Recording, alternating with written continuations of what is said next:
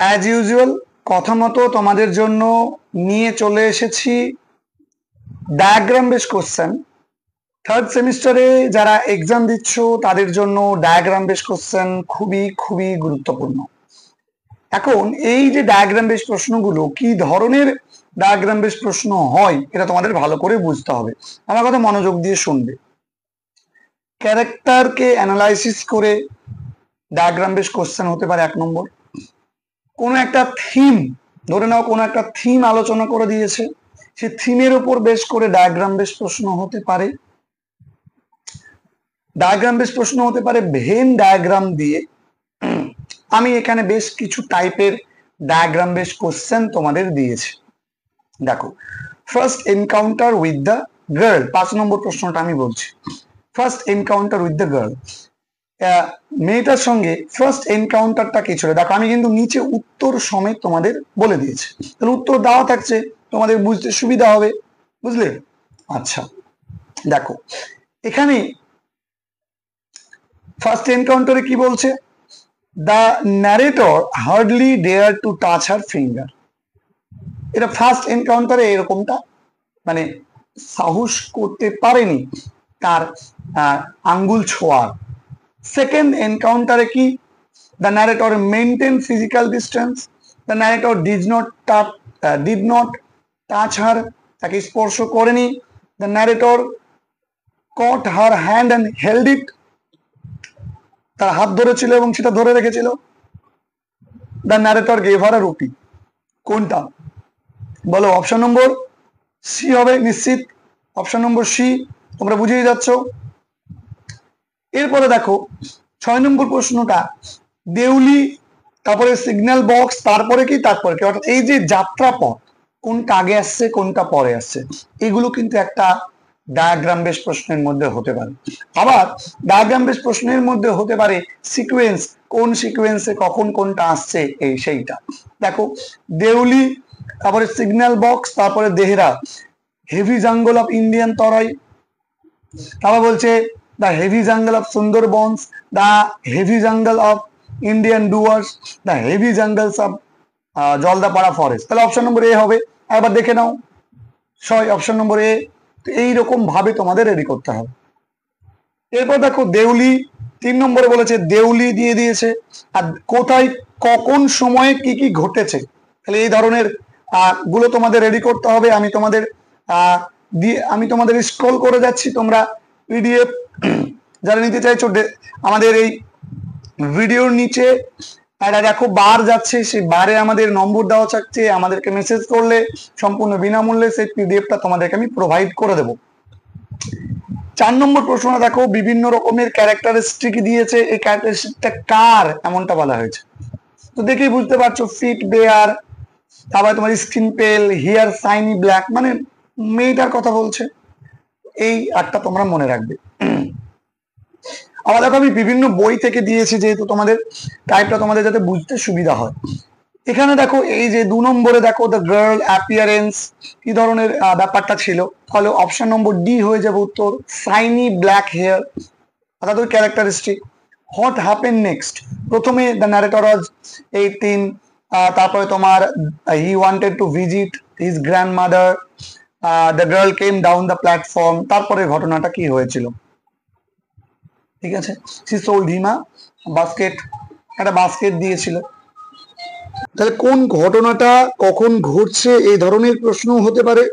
একটা ঘটনা, কোন ঘটনা আমি বললাম যে সিকোয়েন্স টাইপ প্রশ্নগুলো হতে পারে তোমাদের ডায়াগ্রামের মধ্যে, যে এর পরে কোন ঘটনাটা ঘটবে। বিভিন্ন ধরনের কোশ্চেন তোমাদের এখানে দেওয়া রয়েছে, তোমরা দেখে নেবে। এবার গুরুত্বপূর্ণ যেটা, এই যে ডায়াগ্রামটা দেখতে পাচ্ছ 4 নম্বরে, complete the flow chart of the activities in the diagram, the basket, seller girl are the narrator. দেখো, এই গোল যে ডায়াগ্রামটা আছে, এটা দুটোকে আলাদা করে দিতে পারতো, কিন্তু এই যে মাঝে যে অংশটা দিয়েছে জিজ্ঞাসা, তার মানে দুটো বিষয়ের মধ্যে একটা ক্যারেক্টারিস্টিক পাওয়া যাবে, একই বৈশিষ্ট্য দুটো বিষয়ের মধ্যে পাওয়া যাবে, ন্যারেটর এবং দা বাস্কেট সেলার গার্ল। তাহলে ন্যারেটর যাচ্ছিল দেহরা, আর ওরা দেউলিতে থেমেছিল। দেউলিতে তাদের মিটিং হয়েছিল, তাহলে দেউলির সঙ্গে দুটো এর সম্পর্ক আছে একই রকম, তাহলে উত্তর হয়ে যাবে দেউলি। এরপরে দেখো 8 নম্বরটা দেখো একটু, দ্য টি স্টল ওনার, সেখানে কি বলেছে, সেলিং টি, চা বিক্রি করছিল, তাহলে দ্য ন্যারেটর কি করছিল, স্টাডিজ ইন কলেজ, ন্যারেটর তখন সে অবস্থায় কলেজে পড়ছিল। এইগুলো কিন্তু একটার এই যে একজন ব্যক্তি কি করছিল সেটা দিয়ে দিয়ে আর একজন ব্যক্তি কি করছিল এরকমটাও কিন্তু বলতে পারে তোমাদেরকে। তো এখানে বিভিন্ন রকমের দেখো, এই যে টি স্টল ওনারের সম্পর্কে বৈশিষ্ট্য দিয়েছে, দিয়ে বলেছে কোনটা তার সঙ্গে যায় না, কোনটা তার সঙ্গে যায় না এটা বলেছে। তাহলে 9 নম্বরটা তোমরা নিজেরাই করতে পারবে, ঠিক আছে। তো এই বিভিন্ন ধরনের কিন্তু ডায়াগ্রাম তোমাদের এক্সামের জন্য কিন্তু আসতে পারে। এরপরে দেখো এই যে ডায়াগ্রামটা দেখতে পাচ্ছ, যে oil lamps, tea stall, waiting room, lone platform, এটা কোথাকার, কোথাকার বৈশিষ্ট্য, এটা তুমি ইজিলি বুঝতে পারছো যে এটা দেউলির বৈশিষ্ট্য। তাহলে এই ধরনের প্রশ্ন কিন্তু হতে পারে। দেখো আমি বিভিন্ন বই থেকে দিয়েছি এবং তার আনসার আমি তোমাদের দেওয়ার চেষ্টা করেছি। দেখো, which of the following diagrams shows the correct relationship between the narrator's journey and his encounter with the girl, Dehra, journey, Deoli, মানে এখানে পরপর কোন ঘটনাটা আগে আসবে কোন ঘটনাটা পরে আসবে এমনটা কিন্তু তোমাদের কাছে জানতে চাওয়া হয়েছে। এখন তাহলে এক্ষেত্রে উত্তর কোনটা হতে পারে, দেখো তুমি পড়ো, জার্নি কোথা থেকে শুরু, জার্নি, দেউলি, গার্ল, দেহরা, ঠিক আছে। এই যে 4টে অংশ নিয়ে বলেছে, তাহলে জার্নিটা স্টার্ট হচ্ছে দেউলিতে যাচ্ছে গার্ল, তারপরে সেই কি হচ্ছে দেহরা পর্যন্ত যাচ্ছে। এরপরে দেখো পরেরটা যেটা দেওয়া হয়েছে, which of the following diagrams shows the correct sequence of the event when the narrator meets the girl again after, আবারও যখন ন্যারেটরের সঙ্গে মিশেছিল তখন এই যে অনুভূতিগুলোর কথা দিয়েছে বা এই যে ঘটনাগুলোর কথা দিয়েছে কোনটা কখন ঘটেছে পরপর তোমাকে বলতে বলেছে। এগুলো কিন্তু ভালো ডায়াগ্রাম বেস কোশ্চেন, তোমাদের জন্য বেছে বেছে বিভিন্ন বই থেকে আমি ডায়াগ্রাম গুলোকে তুলে দিয়েছি। তাহলে এক্ষেত্রে প্রথমে মেয়েটাকে দেখবে, তারপরে মেয়েটাকে দেখার জন্য তার মধ্যে একটা ফিলিং হবে, ওয়েভড এবং স্মাইল, এটা হবে, হাত নাড়াবে এবং কি করবে, স্মাইল, হাসবে, এটা হলো উত্তর। আচ্ছা, তারপরে চলে গেলাম, তারপরে দেখো which of the following best describes the narrator's feelings towards the lonely platform at Dehra, এটাও খুবই গুরুত্বপূর্ণ একটা প্রশ্ন। কোন ফিলিংটা সবচেয়ে বেশি ভালোভাবে ডেসক্রাইব করছে, দেখো প্রথমত আমরা বলতে পারি যে ইনডিফারেন্স, পরিবর্তন হয়েছিল না, তারপরে তার প্রতি করুণা তৈরি হয়েছিল, নস্টালজিয়া এবং এমপ্যাথি, এটা হবে অপশন নম্বর এ হবে কারেক্ট আনসার। এরপরে দেখো which of the following diagrams represents the narrator decision to get off the train at Deoli, ন্যারেটরের কোন ডায়াগ্রামটা, which of the following diagram represents, ডায়াগ্রামটা রিপ্রেজেন্ট করে ন্যারেটরের ডিসিশন ট্রেন থেকে নামার বিষয়। প্রথমে মানে এই যে অনেকগুলো অংশ দিয়ে দিয়েছে, কোনটা পরপর হবে, 1 2 3 4, 4টে বলেছে, পরপর তোমাকে সিকোয়েন্স অনুযায়ী সাজাতে হবে। তাহলে এক্ষেত্রে উত্তরটা কি হবে, দেখো কিউরিওসিটি জাগছে, ডিসিশন নিচ্ছে, অ্যাকশন এবং এক্সপ্লোরেশন, এটা হবে উত্তর। এরপর আমি তোমাদের জাস্ট বলে দিই, এইগুলো তোমরা একটু নিজেরা একটু মেনটেন করে নেবে। এই উত্তরটা তোমাদের হয়ে যাবে option number A, gauge, pretence, silence and movement. এরপরে দেখো রাইটিং, সিটিং, ওয়াকিং, লিভিং, এটা কি হবে, এটা তোমাদের হয়ে যাবে option number D, sitting, living, waiting এবং হচ্ছে ওয়াকিং। এরপরে এবার দেখো আমি তোমাদের যে ডায়াগ্রাম গুলো দিয়েছি সেটা দিয়েছি তোমাদের স্ট্রং রুটস থেকে। দেখো এই যে সময়টা কোথায় বলছে যে 4 miles away, Kalam's home, 10 minutes walk, Shiva temple, তো এটা কি, এটা কি এখান থেকে রামেশ্বরম উত্তর হবে না কি হবে বলো, যে কালামস হোম 4 মিনিট আওয়ে, তাই না। তো এগুলো তোমাদেরকে কিন্তু বিবেচনা করে কিন্তু উত্তরটা করতে হবে। যে এখানে বলে দিয়েছে যে শিবা টেম্পল হচ্ছে 10 মিনিটের পথ। আর কালামের মানে কোথা থেকে, কালামের বাড়ি থেকে, আর কালামের বাড়ি থেকে 4 মাইলের পথ কোনটা? নিশ্চিত তাদের কোকোনাট গ্রোভ। তাহলে অপশন নম্বর সি হয়ে যাবে উত্তর। খুবই গুরুত্বপূর্ণ একটা প্রশ্ন, ভালো প্রশ্ন। এবার দেখো কোম্পানি অ্যালোন অ্যান ইন্ডিভিজুয়াল, তারপর দিকে হেল্প ফর ইন ট্রাবল, তারপর এখানে বলেছে রিচেস ইন পাস। তাহলে কি হবে? এ গো বিটুইন, এটা উত্তর করতে হবে না কি করতে হবে? দেখো কোম্পানি অ্যালোন অ্যান ইন্ডিভিজুয়াল, এটা তোমাদের জন্য আমি দিলাম, তোমরা নিজেরা উত্তর করবে। এরপরে দেখো বিভিন্ন রকমের প্রশ্নগুলো তোমরা রেডি করে নেবে। আমি তোমাদের জন্য বলবো 11 নম্বর প্রশ্নটা, if A represent the Shiva temple, B represents doctor Kalam's house, then what does C represent? তাহলে সি বলতে কি বোঝানো হয়েছে? সি কিন্তু রামেশ্বরমকে বোঝানো হবে। এই টাইপের ডায়াগ্রাম গুলো ভেরি ভেরি ইম্পর্টেন্ট আর ক্যারেক্টার বেসড, তোমাদেরকে ইতিমধ্যে আলোচনা করে দিয়েছি আমি। এরপরে তোমরা একটু দেখে নেবে, এই যে 18 নম্বরটা দেখো, বলেছে কি if R is Rameswaram, M is Madras, then which of the following diagram is correct? দেখো রামেশ্বরমের মধ্যেই মাদ্রাজ, তাই না? মাদ্রাজ যে মধ্যে রামেশ্বরম, তাই না? মাদ্রাজের মধ্যে রামেশ্বরম, তাহলে কি হয়ে যাবে? অপশন নম্বর বি হয়ে যাবে উত্তর। এরকম বিভিন্ন রকম প্রশ্ন দেখো, ডক্টর এপিজে আব্দুল কালাম কে ছিল? একজন সায়েন্টিস্ট ছিল। আর তাহলে জয়নুল আবেদিন কে ছিল? জয়নুল আবেদিন ছিল একজন রিলিজিয়াস হিলার। এবার দেখো সিকোয়েন্সটা, পক্ষী লক্ষ্মণ শাস্ত্রী ছিল ফ্রেন্ড, জয়নুল আবেদিনের ওয়াইফ ছিল কে? আসিয়াম্মা। আসিয়াম্মার ছেলের নাম কি ছিল? কালাম। তাহলে কালাম, আবার জিজ্ঞাসা চিহ্ন দিয়ে দিয়েছে পক্ষী লক্ষ্মণ শাস্ত্রী। এবার কালাম আমের পক্ষী লক্ষ্মণ শাস্ত্রী কে ছিল? নেইবার ছিল, এবং কি ছিল? ফাদার্স ফ্রেন্ড ছিল। তাহলে অপশন নম্বর ডি হয়ে যাবে উত্তর। তো এইরকম ভাবে তোমাদের কিন্তু করতে হবে। দেখো জয়নুল আবেদিন, তারপর দিয়েছে ওল্ড মস্ক, তারপর দিয়ে জিজ্ঞাসা চিহ্ন, তারপর দিয়েছে Rameswaram temple. Zainul Abedin old mosque, আর তার মানে এখানে কি হবে? রামেশ্বরম টেম্পলে পক্ষী লক্ষ্মণ শাস্ত্রী, এটা কিন্তু উত্তর হবে। আচ্ছা, এরপরে চলে যাও, বিভিন্ন রকমের আমি এমসিকিউ গুলো দিয়েছি, তোমাদের উত্তর যেগুলো আমি করে দিয়েছি সেগুলো বলছি না। এই টাইপের প্রশ্নগুলো আমি ইতিমধ্যে আলোচনা করলাম।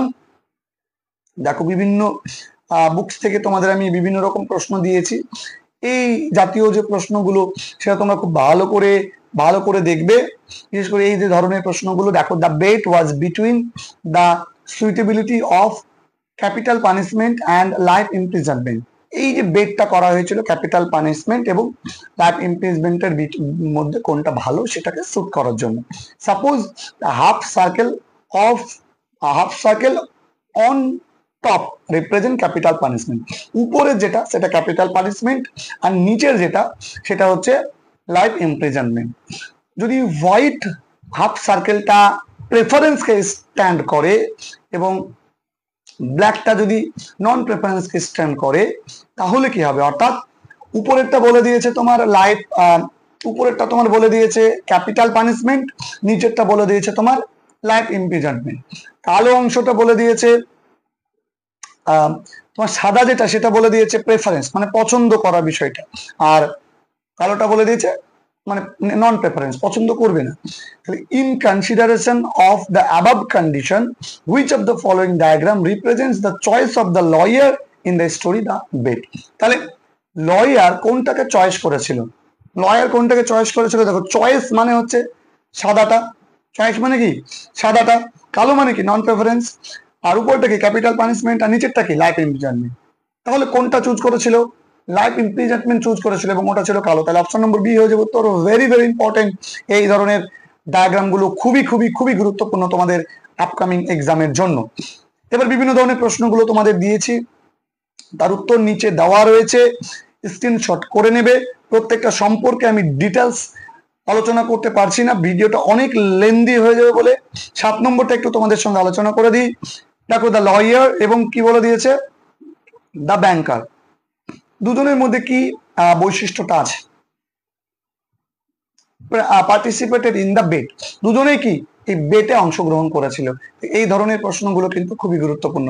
18 নম্বর, 8 নম্বর, 9 নম্বর এই প্রশ্নগুলো কিন্তু খুবই গুরুত্বপূর্ণ তোমাদের আপকামিং এক্সামের পয়েন্ট অফ ভিউ থেকে। ঠিক আছে, দেখো আমি তোমাদের জন্য একটু স্ক্রল করে নিচ্ছি, তোমরা একটু প্রত্যেকটা দেখে না, আওয়ার ক্যাজুয়ারিনা ট্রি থেকে কিছু দেওয়া রয়েছে, ঠিক আছে। উত্তরগুলো নিচে দেওয়া রয়েছে, তাই আমি উত্তরগুলো আলোচনা করছি না, ঠিক আছে। দেখে নাও, আওয়ার ক্যাজুয়ারিনা ট্রি থেকে আমি দিয়ে দিয়েছি, যেগুলো পারবে না আমাকে বলবে, আমি তোমাদের অবশ্যই উত্তর করে দেব। ইউলিসিস থেকে গুরুত্বপূর্ণ কিছু কোশ্চেন, কিছু ডায়াগ্রাম তোমাদেরকে দেওয়া হয়েছে, তোমরা একটু ম্যাচিং করে নেবে। এবার আমি একটু আসি এখানে, ইউলিসিস অ্যান্ড টেলিমিকাস। দেখো এই যে টাইপটা তোমাদের বোঝাচ্ছিলাম, যেগুলো তোমাদের আসতে পারে বারবার করে, সেগুলো নিয়ে আমি ডিসকাস করছি আজকের ভিডিওতে। আর বাকি যেগুলো তোমাদেরকে দিয়ে রাখছি, সেগুলো তোমরা এক্সামের পয়েন্ট অফ ভিউ এর জন্য করে রাখবে। দুজনের মধ্যে কি বৈশিষ্ট্য মিল খায়, সেই অংশটুকুতে জিজ্ঞাসা চিহ্ন দেওয়া রয়েছে। দুজনেই ছিল কি ruler of the savage people. এই যে কোনটা কোন ডায়াগ্রাম গুলোকে ডিনোট করছে, এটা কিন্তু তোমাদের দেখতে হবে। এরপরে দেখো, এটা তোমাদের হচ্ছে,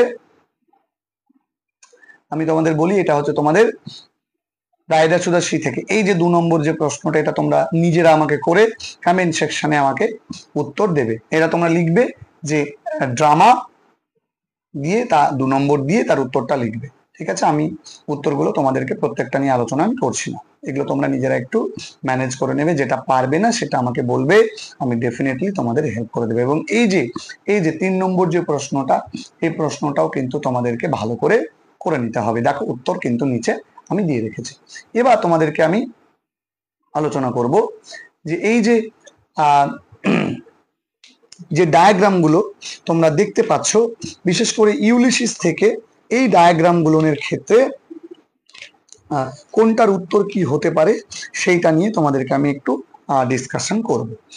Which of these diagram represents the contrast between Ulysses and Telemachus? কোনটা ইউলিসিস এবং টেলিমেকাসের দুটোর মধ্যে কন্ট্রাস্টকে দিচ্ছে? সার্কেল, স্কোয়ার, ট্রায়াঙ্গেল, না ট্রায়াঙ্গেল এন্ড স্কোয়ার কম্বাইন্ড দুটোই দিচ্ছে?